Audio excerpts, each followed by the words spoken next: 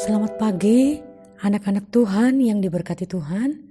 Kita sangat bersyukur pagi hari ini boleh ada dalam keadaan yang sangat baik. Pagi ini kita akan merenungkan kebenaran firman Tuhan dengan tema menang atas musuh terbesar. Kita buka Alkitab kita dalam Roma pasal 8 ayat 37. Roma 8 ayat 37, firman Tuhan berkata, tetapi dalam semuanya itu, kita lebih daripada orang-orang yang menang oleh Dia yang telah mengasihi kita.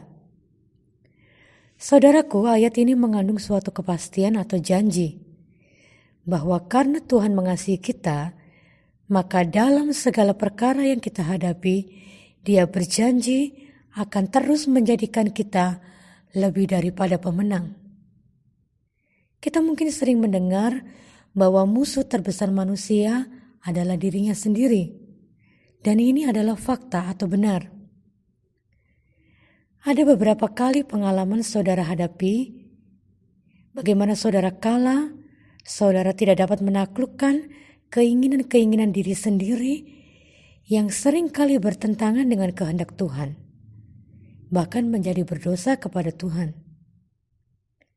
Seorang pahlawan atau seorang pemenang adalah seseorang yang selalu dapat menaklukkan musuh-musuhnya, termasuk musuh yang terbesar sekalipun, yaitu dirinya sendiri. Nah, pagi hari ini kita akan belajar bersama-sama musuh-musuh apa yang seringkali ada dalam diri kita dan harus kita taklukkan. Yang pertama adalah hawa nafsu. Di dalam hawa nafsu yang tidak terkendali, ada banyak panah-panah musuh yang seringkali sadar atau tidak sadar melekat dalam hidup seseorang. Antara lain contohnya adalah iri hati, amarah, dendam, dan tinggi hati. Kita ingat seorang yang bernama Saul. Saul adalah pahlawan yang gagah perkasa. Sangat banyak musuh yang dikalahkan oleh Saul. Tapi ketika dia diperhadapkan dengan keberhasilan Daud yang lebih dari dia, hati Saul iri. Dia marah, bahkan dia dendam. Karena apa? Karena dia mengizinkan tinggi hati menguasai hatinya. Dia tidak mau direndahkan. Bahkan sampai matinya, Saul tetap iri, dia tetap marah, dia tetap tinggi hati. Saul tidak dapat mengendalikan hatinya. Dia kalah terhadap dirinya sendiri.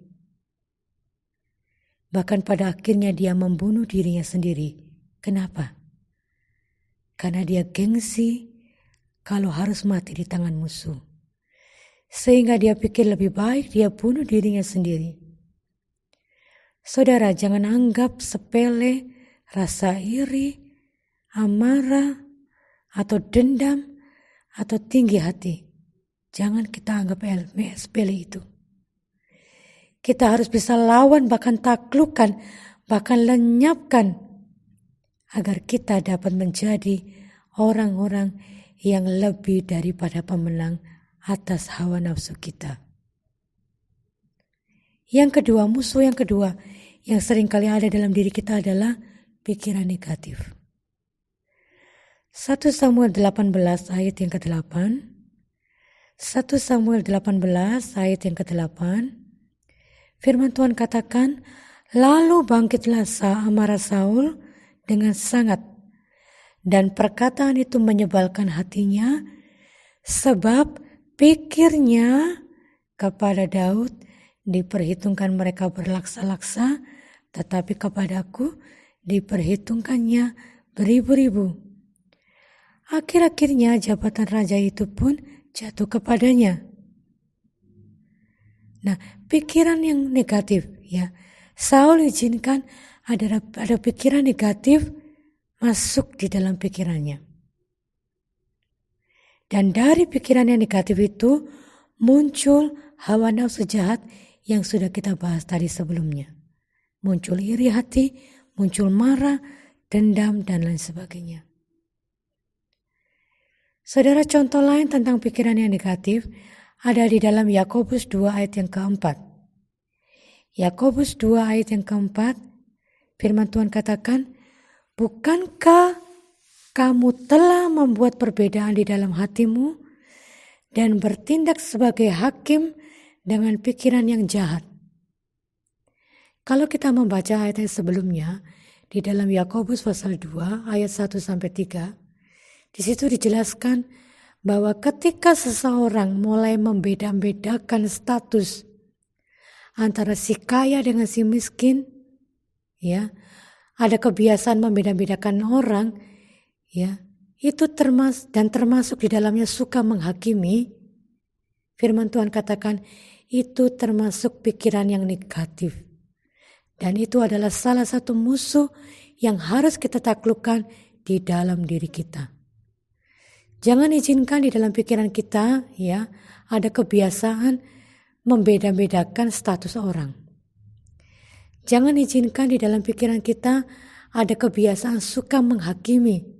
Sebab itu adalah musuh yang seringkali tidak kita sadari, tetapi dia ada di dalam diri kita. Kita harus taklukkan itu. Yang ketiga, musuh yang ketiga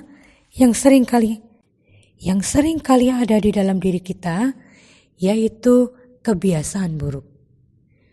Musuh yang ketiga yang seringkali ada dalam diri kita adalah kebiasaan buruk. Banyak contoh, tetapi saya berikan hanya satu saja. Contoh kebiasaan buruk yaitu malas. Kita tidak boleh anggap sepele rasa malas, ya, yang seringkali menyerang kita, sebab itu merupakan musuh yang dapat membuat seseorang jadi tidak berdoa, tidak baca firman, dan tidak beribadah dengan benar. Ya, jadi kebiasaan buruk, contohnya malas, itu pun harus kita taklukkan.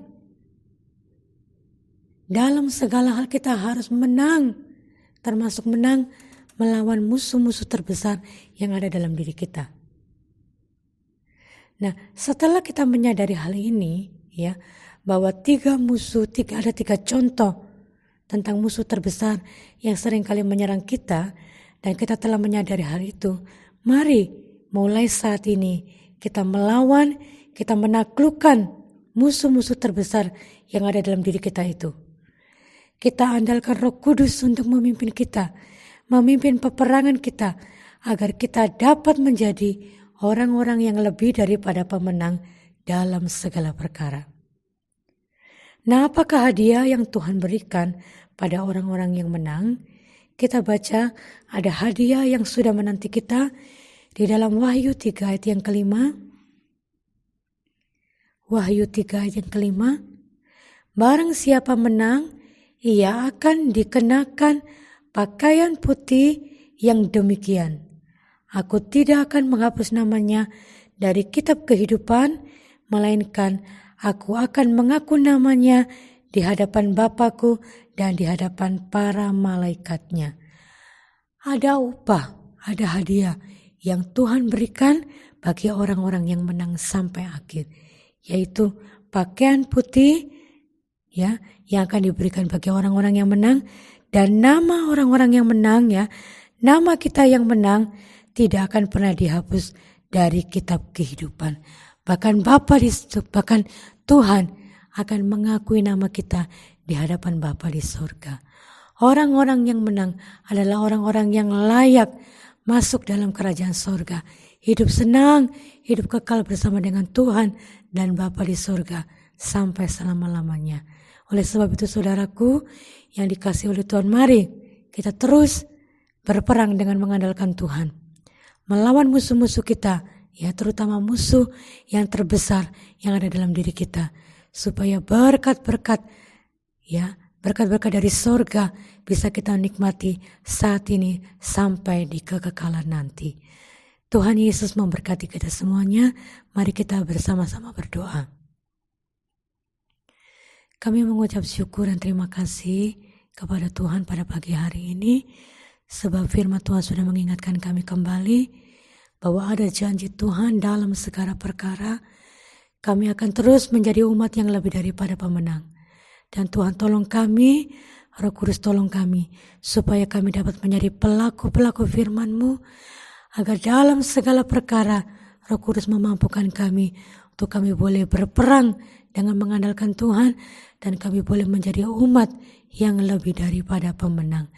Terima kasih buat firman-Mu pagi hari ini Tuhan. Berkati semua umat Tuhan, dimanapun anak-anak-Mu dan dimanapun hamba-hamba-Mu Tuhan berada. Selalu Tuhan memberkati kami semua anak-anak-Mu dan hamba-hamba-Mu. Kami mengucap syukur Tuhan, kami sudah menerima segala berkat Tuhan pada pagi hari ini. Kami bersyukur dan peralatkan doa kami hanya di dalam nama Tuhan Yesus Kristus. Haleluya. Amin. Allah Roh Kudus, penuhi kami. Ku rindu Kau selalu dalam